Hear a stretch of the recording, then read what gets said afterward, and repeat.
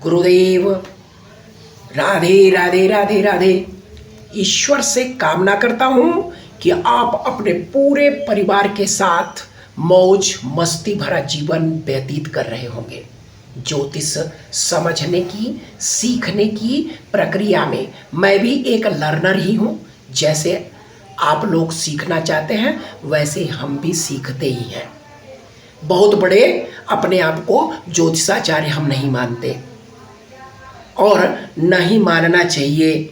जो योग्य है उसे पता होना चाहिए कि एलमाइटी तो केवल ईश्वर है, सर्वशक्तिमान ईश्वर है। ईश्वर के अलावा कोई भी सर्वशक्तिमान नहीं है। अगर अहंकार आया तो समझ लीजिए राहु आपको प्रमोट कर रहा है, इन्फ्लुएंस डाल रहा है। शनि के साथ अगर राहु है और इन्फ्लुएंस डालेगा तो वह व्यक्ति क्या सोचेगा, मैं बहुत अधिक काम करता हूँ, मेरे से ज़्यादा कोई काम करता ही नहीं, फ्रस्ट्रेट महसूस करेगा।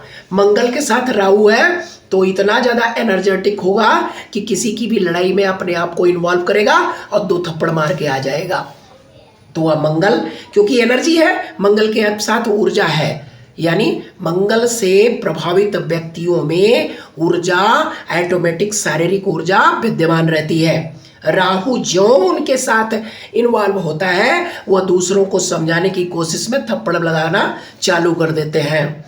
बृहस्पति के साथ ऊर्जा है तो यह अपने गुरुओं की सेवा नहीं करेगा, बहुत सारा ज्ञान लेने की कोशिश करेगा। गुरु के साथ राहु वो एम्पलीफाई कर रहा है, राहु यानी गुरु की ऊर्जा को एम्पलीफाई करेगा। ये लोग इतना ज़्यादा ज्ञान लेने की चक्कर में एंजाइटी और डिप्रेशन में जाते हैं क्योंकि ज्ञान इनको ज़्यादा हो जाता है, इम्प्लीमेंट कर नहीं पाते। सीखना तो दुनिया भर का है लेकिन अगर पेपर में बैठेंगे तो कुछ नहीं आएगा, 0 बट्टा सन्नाटा होंगे। तो होगा क्या, ये गुरुओं की आदर नहीं करते, यानी इनके मन में टीचर के प्रति कोई प्रेम नहीं है। तो होता क्या है, इन्हें अगर अपने आप को ठीक करना है तो गुरुओं की सेवा करें और गुरुओं का आदर करें। आज हमारा मुख्य मकसद है कि हम पृथ्वी पर क्यों आए हैं, क्या करने आए हैं, क्या सीखने आए हैं, क्या सिखाने आए हैं। तो करना क्या है, आप अपनी कुंडली बनाइए। आजकल बहुत सारे ऐप्स हैं, किसी भी ऐप पर आप अपना जन्म टाइम, जन्म समय, बर्थ प्लेस डाल करके एक कुंडली तैयार करें। उसमें जो भी हायर डिग्री प्लैनेट हो उसको उठा लें। मान लीजिए आपका चंद्रमा है हायर डिग्री प्लैनेट, तो अब क्या करना है, देखें वह कुंडली में किस राशि में बैठा हुआ है।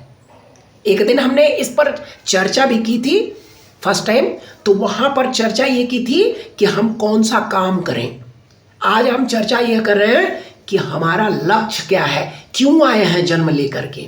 तो अगर हमारा आत्मकारक लग्न कुंडली में जिस राशि में व्यवस्थित है उस राशि को आप पकड़ लें, वही आपका मोटिव है, इसीलिए आप जन्म लिए हैं। मान लीजिए चंद्रमा तुला राशि का है तो आप जीवन में बैलेंस करने आए हैं, यानी भौतिक और आध्यात्मिक रूप से अपने आप को बैलेंस बनाकर जीवन में प्रस्तुत करने आए हैं और लोगों को भी इसी कार्य के लिए प्रेरित भी करेंगे।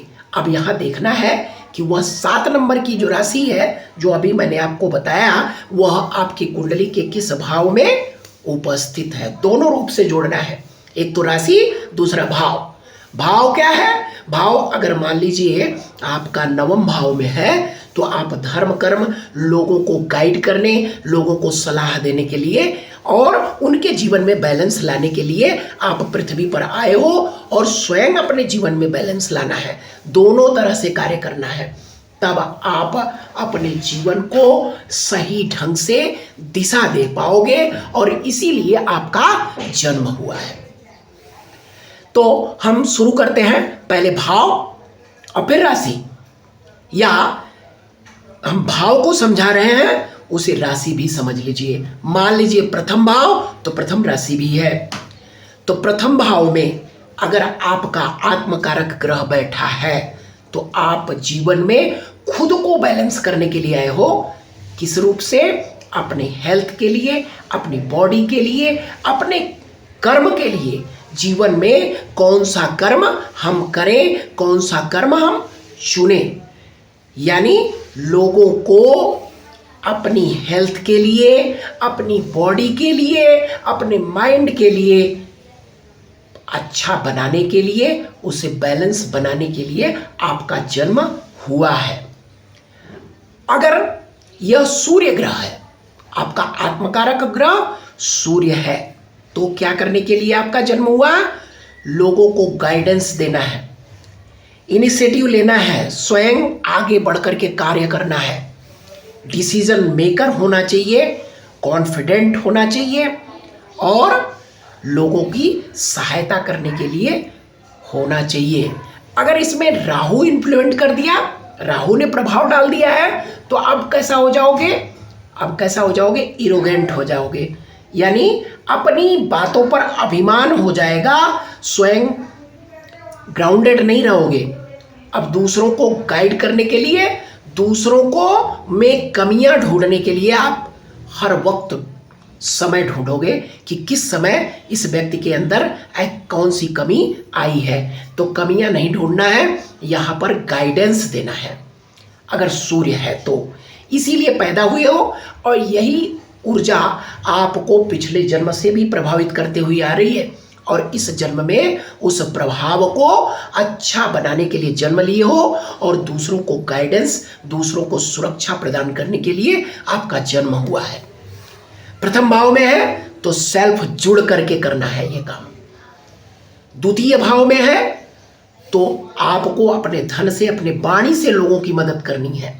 तृतीय भाव में अपने एफर्ट से करना है। चतुर्थ भाव में है तो पीस ऑफ माइंड, दूसरों को पीस भी देना है और दूसरों के अंदर शांति उत्पन्न करवानी भी है और स्वयं के अंदर भी शांति रखनी चाहिए। पांचवें भाव में है तो अपनी बुद्धि से और छठे भाव में है तो अपनी सेवाओं से, सातवें भाव में है तो दूसरों से जुड़कर, आठवें भाव में है तो कुछ ऐसी चीजें सिखानी है जो उनका जीवन परिवर्तन कर दे। नवम भाव में है तो गाइडेंस से, दसम भाव में है तो कुछ ऐसे कार्य करके उनको उसके अंदर जोड़ करके, और 11वें भाव में है तो मित्रवत व्यवहार करके, सोशलाइज बन करके। 12वें भाव में है तो अपने अंदर के ज्ञान को, अपने अंदर की ऊर्जा को आप दूसरों की मदद करने में पेश करें। यह है सूर्य। इसी प्रकार मंगल, मंगल है तो क्या है? ये प्रोटेक्टर है, ये क्या करते हैं? सपोर्टर है, मदद करते हैं। तो मदद करके वहां क्या करना था? डिसीजन लेकर, निर्णय लेकर के, सूर्य में निर्णय लेकर, कुछ कार्य करके उनको अपने साथ जोड़कर, और मंगल है तो सपोर्ट देकर। बुध है अपनी इंटेलिजेंस, अपनी बुद्धि से, अपनी वाकुपटुता से लोगों की मदद करनी है। और बृहस्पति है तो गाइड देकर अपने ज्ञान से लोगों को मदद दो। शुक्र है तो अब क्या?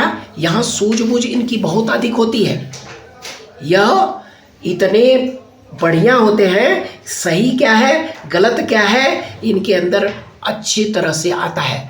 शुक्र सारांश निकालता है, इसके पास एक आंख है, एक आंख का काना है शुक्र तो, और एक आंख से ही आप धनुष विद्या से, यानी धनुष बाण चढ़ाकर निशाना लगाते हो। तो शुक्र के अंदर सारांश निकालना है, यानी सही क्या है गलत क्या है इसका फैसला करके आप दूसरों की मदद कर सकते हो। और इसी प्रकार शनि है तो आपके अंदर कार्य करने की क्षमता अत्यधिक है।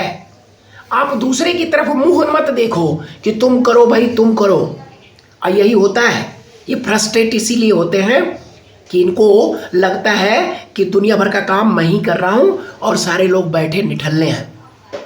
तो इन्हें क्या करना चाहिए? आई लव माई वर्क, मैं अपने कार्य से प्रेम करता हूं, and I do best my ability, मैं अपनी योग्यता से इसे और अच्छा बना सकता हूं। तो शनि है तो आपको आपके अंदर काम करने की अत्यधिक क्षमता है, तो आप अपने अंदर कुछ लोगों को काम पर रखें और उन्हें काम में सहायता भी प्रदान करें। इसीलिए आपका जन्म हुआ है, आपका आत्मकारक शनि बना। तो यहां पर हमने सभी ग्रहों को समझा, क्योंकि 7 ही ग्रह आत्मकारक बनते हैं जैमिनी के अनुसार, और कहीं कहीं पर राहु को भी आत्मकारक लिया गया है। तो अगर राहु आत्मकारक हाईएस्ट डिग्री का है तो क्या करना चाहिए? अब इन्हें मैनिपुलेट नहीं होना चाहिए। होता क्या है, या तो ये मैनिपुलेट करेंगे या खुद मैनिपुलेट हो जाएंगे। तो इनको करना यह है कि दूसरों को सही सलाह दें और अपने कार्य का एक टास्क बनाएं लिख करके कि मुझे ये करना है और इसी रूप से मुझे आगे बढ़ना है। अगर ये दूसरों के काम को देखकर कंपेयरिंग करेंगे और कंपेयर करके अपने कार्य में ऊट पटांग चेंजेस करेंगे तो निश्चित ही फेल होंगे। तो इन्हें दूसरों को ध्यान नहीं देना, मीडिया से दूर रहना चाहिए इन लोगों को, और इन लोगों को वास्तव में आध्यात्मिक बनना चाहिए, ग्राउंडेड होना चाहिए, सत्संग में रहना चाहिए और कोशिश करना चाहिए कि दूसरों से कंपेयर ना करें, दूसरों से जलन ना करें। अगर जिस दिन ये कंपेयरिंग और जलन इनके अंदर शुरुआत होती है उसी दिन से इनका पतन हो जाता है। अनिल अंबानी को देखिए कि अनिल अंबानी और मुकेश अंबानी दोनों को बराबर डिवाइड हुआ था प्रॉपर्टी में, लेकिन हुआ क्या, मुकेश अंबानी ने बढ़ा लिया और अनिल अंबानी चौपट हो गए। कारण क्या था? ये कंपेयरिंग के एनर्जी जब इन्होंने विकसित किया, क्योंकि ये राहु प्रभावित व्यक्ति हैं, कंपेयरिंग किया, जलन किया, डूब गए। लेकिन उसी समय बहुत सारे लोग आगे उभर कर आ गए।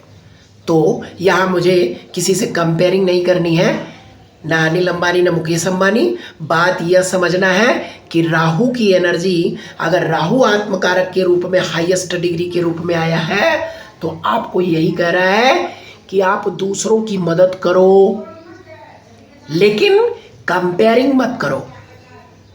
दूसरों की मदद करो, अपने कार्य को आगे बढ़ाओ और मेटलिस्टिक वे में अच्छा कमाते हैं ये लोग, अच्छा धन कमाएंगे। लेकिन जिस दिन कंपेयरिंग करने लगते हैं, दूसरों से तुलना करने लगते हैं, उसी दिन इनका चौपट होना प्रारंभ हो जाता है। तो अगर आत्मकारक, क्योंकि राहु और केतु के लिए कोई राशि प्रोवाइड नहीं की गई है, तो ये जिस राशि में होते हैं उसी के गुण को गलत ढंग से बढ़ाने लगते हैं। मान लीजिए यह मिथुन और कन्या राशि में है तो यह बुध की ऊर्जा को बढ़ाएंगे। और बुध की ऊर्जा क्या है कि बुध अगर खराब हुआ तो, बुध ग्रह अगर खराब होता है तो ये करता क्या है, शॉर्टकट अपनाता है, कैसे जल्दी अपने कार्य को कर लें और इसमें दूसरे का नुकसान हो या फायदा, इनसे कोई मतलब नहीं होता। तो होता क्या है, अगर राहु बुध की राशि में है तो यह बुध की एनर्जी को गलत ढंग से अगर बढ़ाएगा तो इन लोगों को शॉर्टकट दिलवाएगा और यह दूसरों का फायदा करना नहीं सोचेंगे, यह सोचेंगे मुझे कितना फायदा हो रहा है। तो जिस दिन यह गुण उत्पन्न हो गया कि मुझे कितना फायदा हो रहा, दूसरों को नहीं, तो समझ लीजिए कि बुध आपका खराब हो गया, राहु ने अब खराब कर दिया। तो आपको क्या करने के लिए भेजा गया था कि दूसरों को कैसे फायदा हो आपकी इंटेलिजेंस यानी बुद्धिमानी से। तो यहाँ पर आप जब उल्टा कार्य करते हो तो आप अपने आत्मकारक को बढ़ाते नहीं हो। आपका जीवन हुआ ही है दूसरों को अपनी बुद्धि से बढ़ाने के लिए। यह है आत्मकारक, यानी यही आत्मा चाहती है। इसी प्रकार अगर केतु है तो ये लोग इतने ग्राउंडेड हो जाएंगे, आध्यात्मिक बन जाएंगे, इनके अंदर डर की फीलिंग हो जाएगी कि बाहर निकलूंगा लोग मेरी मजा लेंगे, बाहर निकलूंगा लोग ऐसा बोलेंगे।